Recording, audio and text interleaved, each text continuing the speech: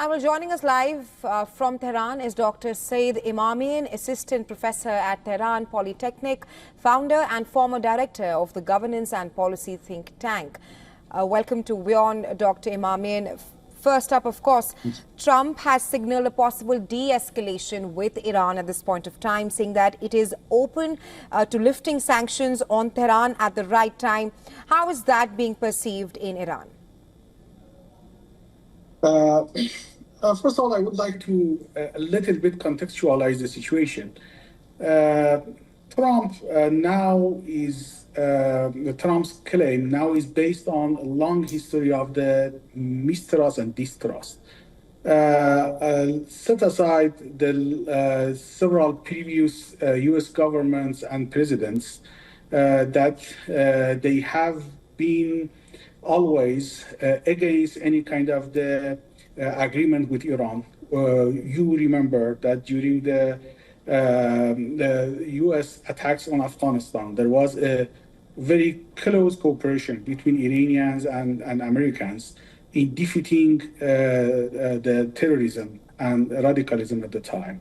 But at the end of the day, there was the U.S. that pulled out from a kind of the agreement or cooperation with Iran. But President Trump himself's withdrawal from JCPOA in 2018, and the way that he managed the last phase of the negotiation has been to some extent widely seen in Iran as a betrayal to the diplomacy, as was phrased by the Iranian foreign minister. So I think any new claim needs a lot of trust building, particularly that as far as I have talked with the Iranian policymakers now, it seems that they are one. All right, there seems to be some technical glitch with our guest there. I'll just complete what he was trying to say. He's saying that the trust factor will perhaps play a major role in the U.S.-Iran nuclear talks going forward. This, of course, comes after U.S. President Donald Trump signaled a possible de-escalation. And we have Dr. Imamian back here with us. Yes, Dr. Imamian, please continue what you were saying. I was saying that it is a long history of the distrust and mistrust. And the way that Mr. Trump managed the previous phase of the talks was seen widely in Iran as betrayal to the diplomacy. Okay. So if he is keen to revive the talks, I think it needs a lot of trust building process. Because as far as I have talked to Iranian policymakers, they believe widely now that President Trump was aware of the attacks that was planned by the Israelis in the June 13th.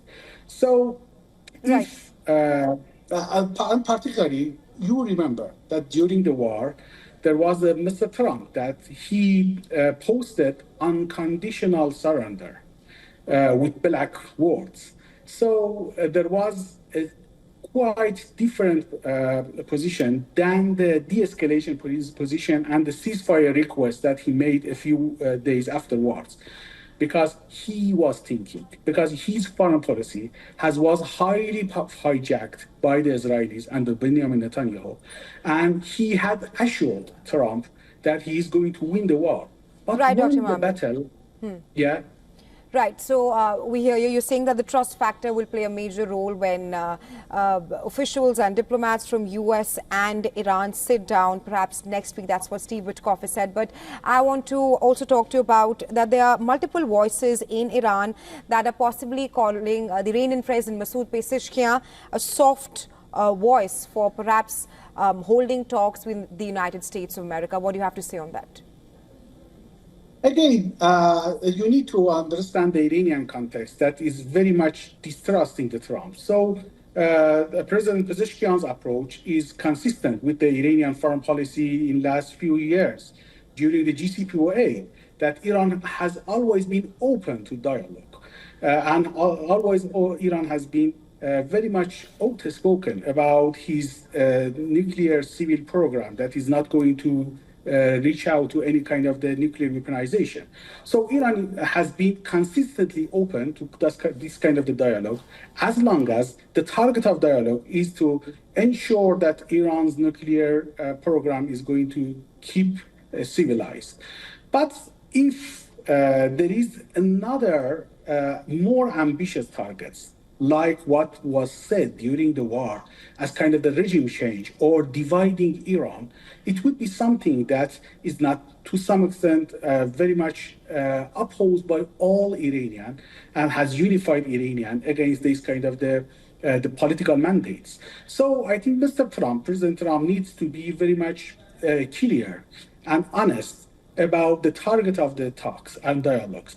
And President Pezeshkian, has been very much consistent in his approach, while his political approach has been, as you mentioned, to some extent criticized by a group of the politicians and some parts of the society in Iran, because they are thinking that after such kind of the called betrayal to the diplomacy, we can't trust President Trump anymore.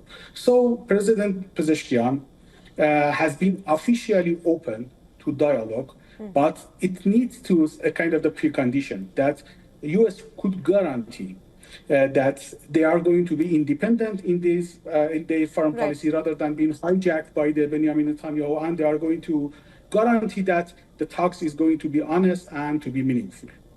Right. Thank you so much, Dr. Imamian, for joining us here on WION and sharing insights with us.